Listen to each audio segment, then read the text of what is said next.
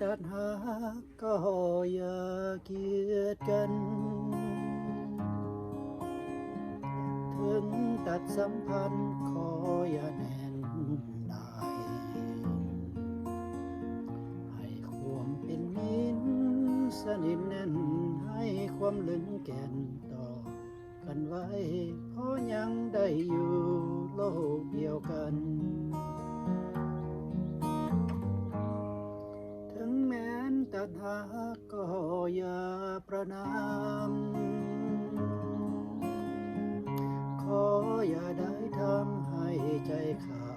ดอยู่อย่างเป็นมิตร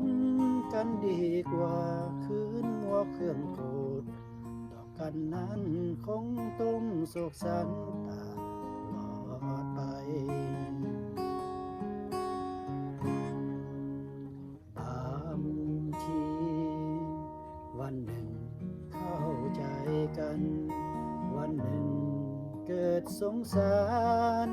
วันนั้นคงอาย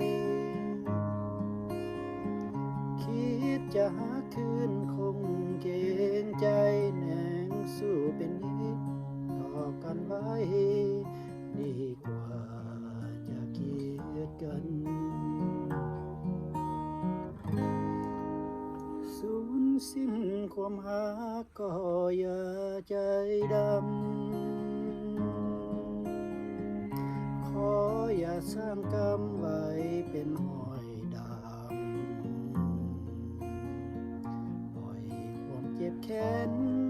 ให้สิ้นสุดหัวใจจงหยุดอย่าเมินมานแม้นสีบหายัง